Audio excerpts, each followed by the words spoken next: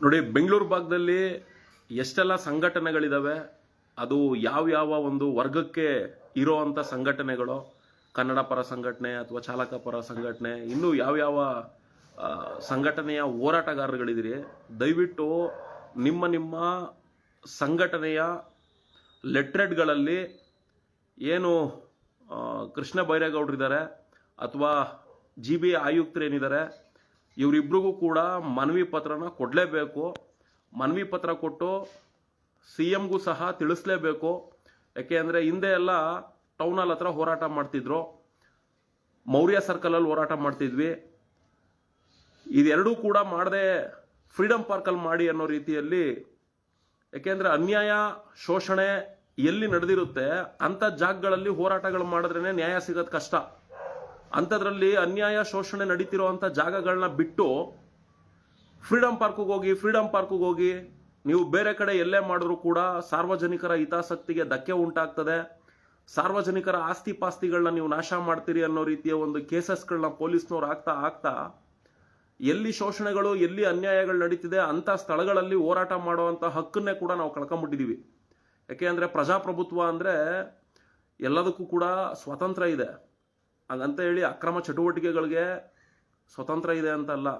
ಯಾರು ಶೋಷಿತರಿದ್ದಾರೆ, ಯಾರು ಬಡವರಿದ್ದಾರೆ, ಯಾರು ಕಾರ್ಮಿಕರುಗಳಿದ್ದಾರೆ, ಯಾರು ರೈತರುಗಳಿದ್ದಾರೆ, ಇಂಥವರ ವಿಚಾರದಲ್ಲಿ ಅನ್ಯಾಯಗಳಾದಾಗ ಸಂಘ ಸಂಸ್ಥೆಗಳು, ಹೋರಾಟಗಾರರುಗಳು ಅಂಥ ಸ್ಥಳಗಳಲ್ಲಿ ಹೋರಾಟಗಳು ಏನು ಮಾಡ್ತಿದ್ರು ಅದೆಲ್ಲ ಮರೀಚಿಕೆ ಆಗ್ಬಿಟ್ಟಿದೆ.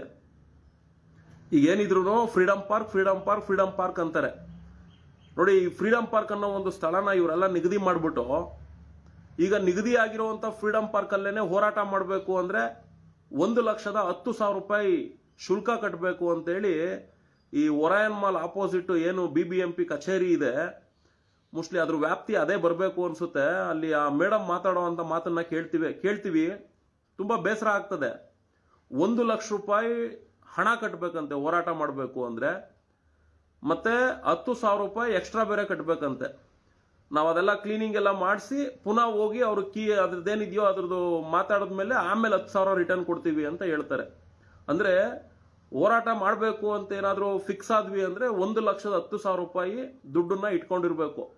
ಅಂದ್ರೆ ಅಲ್ಲಿ ಹೋರಾಟ ಯಾರು ಮಾಡ್ತಾರೆ ಫ್ರೀಡಮ್ ಪಾರ್ಕ್ ಅಲ್ಲಿ, ಅವರು 1,10,000 ರೂಪಾಯಿ ದುಡ್ಡು ತರಬೇಕು ಅಂದ್ರೆ ಹೋರಾಟಗಾರರುಗಳು ಏನ್ ಸರ್ಕಾರ ಏನಾದರೂ ಪ್ರತಿಯೊಂದು ಸಂಘ ಸಂಸ್ಥೆಗಳಿಗೂ ವರ್ಷ ಏನಾದರೂ ಅನುದಾನಗಳು ಕೊಡ್ತಿದ್ರೆ, ಬಿಡಪ್ಪ ಅನುದಾನಗಳು ಬರ್ತಾ ಇದಾವೆ ಸಂಘ ಸಂಸ್ಥೆಗಳಿಗೆ, ದುಡ್ಡು ಸಂಘಟನೆಗಳಲ್ಲಿ ಇರ್ತದೆ, ವಿನಿಯೋಗ ಮಾಡೋಣ ಅಂತ ಅನ್ಕೊಳ್ಬೋದು.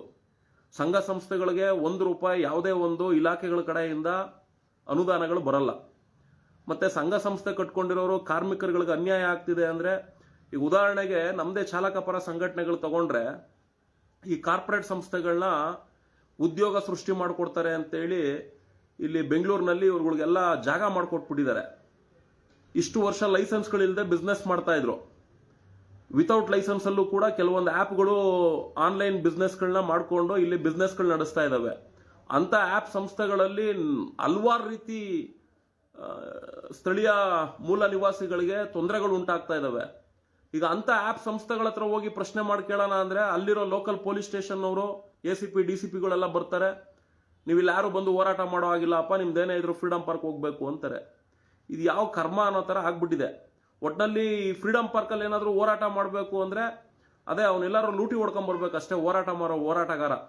ಯಾಕೆ ಅಂದರೆ ಹೋರಾಟ ಮಾಡ್ಬೇಕ್ರಪ್ಪ ಅಂತೇಳಿ ಸಂಘಟನೆಯ ಸದಸ್ಯರುಗಳ ಹತ್ರನೋ ಯಾರ ಹತ್ರನೋ ದೇಣಿಗೆ ಎತ್ತಿದ್ರು ಕೂಡ ಕಷ್ಟ, ದುಡ್ಡು ಕಲೆಕ್ಷನ್ ಮಾಡ್ಕೊಂತಾರೆ ಅಂತ ಮಾತುಗಳು ಬರ್ತವೆ. ಈಗ ಹೋರಾಟ ಮಾಡಬೇಕು ಅಂತ ಹೋದ್ರೆ ಅದಕ್ಕೂ ಹಲವಾರು ರೀತಿ ಕಂಡೀಷನ್ಸ್ಗಳು, ಪರ್ಮಿಷನ್ಗಳು ತಗೊಂಡು ಅಲ್ಲಿ ವ್ಯವಸ್ಥೆಗಳು ಮಾಡಬೇಕು. ಹೋರಾಟ ಜಾಗದಲ್ಲಿ ಇವ್ರೇನು ಫ್ರೀಡಮ್ ಪಾರ್ಕ್ ಸುಮ್ಮನೆ ಎಲ್ಲ ವ್ಯವಸ್ಥೆ ಏನು ಮಾಡಿಕೊಟ್ಟು ಹೋರಾಟ ಮಾಡ್ಕೊಳ್ರಿ ಅಂತ ಬಿಟ್ಟಿಲ್ಲ.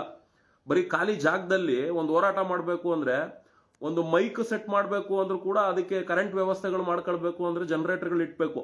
ಅದಕ್ಕೆ ಯಾರು ದುಡ್ಡು ಕೊಡ್ತಾರೆ? ಒಂದು ಹೋರಾಟ ಮಾಡಬೇಕು ಅಂದ್ರೆ ಊಟ ತಿಂಡಿ ವ್ಯವಸ್ಥೆಗಳಾಗಬೇಕು, ಅದಕ್ಕೆಲ್ಲ ಯಾರು ದುಡ್ಡು ಕೊಡ್ತಾರೆ? ಒಂದು ಹೋರಾಟ ಮಾಡಬೇಕು ಅಂದ್ರೆ ಶಾಮಿಯಾನದ ವ್ಯವಸ್ಥೆ ಆಗಬೇಕು, ಅದಕ್ಕೆಲ್ಲ ಯಾರು ದುಡ್ಡು ಕೊಡ್ತಾರೆ? ಇಂಥದ್ದನ್ನು ಕೂಡ ಕೈಯಿಂದ ಇನ್ವೆಸ್ಟ್ಮೆಂಟ್ಗಳು ಮಾಡಿಕೊಂಡು ಹೋರಾಟಗಾರರುಗಳು ಹೋರಾಟ ಮಾಡ್ತಿದ್ರು.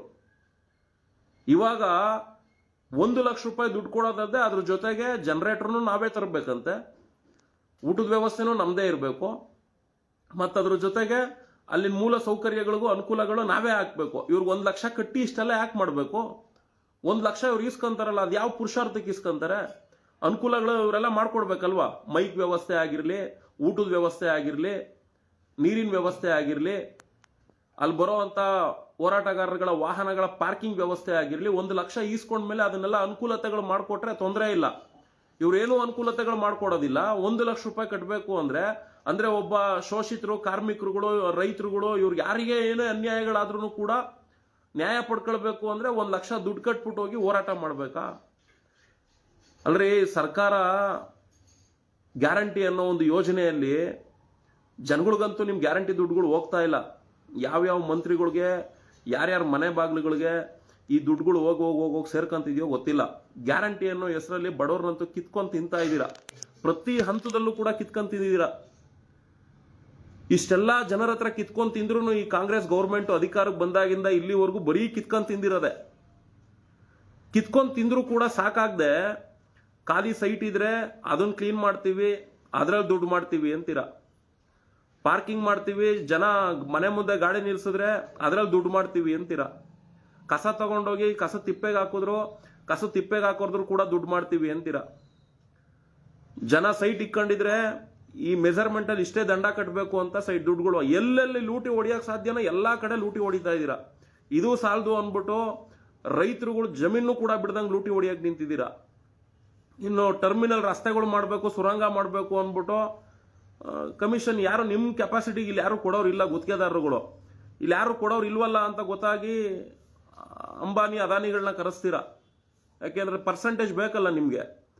ಈ ತರದಲ್ಲಿ ಲೂಟಿ ಹೊಡೆದು ಜನರನ್ನ ಕಿತ್ಕೊಂಡ್ ತಿಂತಾ ಇದ್ದೀರಾ. ಇಷ್ಟೆಲ್ಲ ಕಿತ್ಕೊಂಡ್ ತಿನ್ ಸಾಲದು ಅಂದ್ಬಿಟ್ಟು ಎಲ್ಲಿ ಹೋರಾಟ ನಡೆಯೋದೇ ಹೋರಾಟ.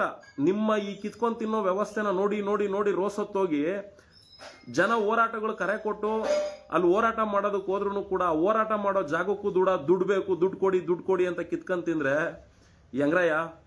ಮತ್ತೆ ಇವಾಗ ನಡೀತಿರುವಂತ ಅಕ್ರಮ ಚಟುವಟಿಕೆಗಳು, ನಿಮ್ಮ ಸರ್ಕಾರದಿಂದ ನಡೀತಿರುವಂತ ಇಂಥ ದಬ್ಬಾಳಿಕೆಗಳು, ಇದನ್ನ ಪ್ರಶ್ನೆ ಮಾಡಿ ಕೇಳೋದಕ್ಕೂ ಕೂಡ ಆಗದೆ ಇರುವಂತ ಸ್ಥಿತಿಗತಿನ ನಿರ್ಮಾಣ ಮಾಡ್ತಾ ಇದ್ದೀರಾ ರಾಜ್ಯದಲ್ಲಿ ಕಾಂಗ್ರೆಸ್ ಗೌರ್ಮೆಂಟ್ ಅವರು. ದಯವಿಟ್ಟು ಬದಲಾಗಬೇಕು. ಹೋರಾಟಗಾರರುಗಳು ನೋಡಿ, ದಯವಿಟ್ಟು ಇದನ್ನ ಕೇರ್ಲೆಸ್ ಮಾಡಬೇಡಿ. ಆದಷ್ಟು ಮನವಿ ಪತ್ರಗಳನ್ನ ರೆಡಿ ಮಾಡಿಕೊಂಡು ಕೊಡೋ ಅಂತ ಕೆಲಸ ಮಾಡಿ. ನಾವು ಕೂಡ ಬೆಂಬಲ ಕೊಡ್ತೀವಿ. ಧನ್ಯವಾದ.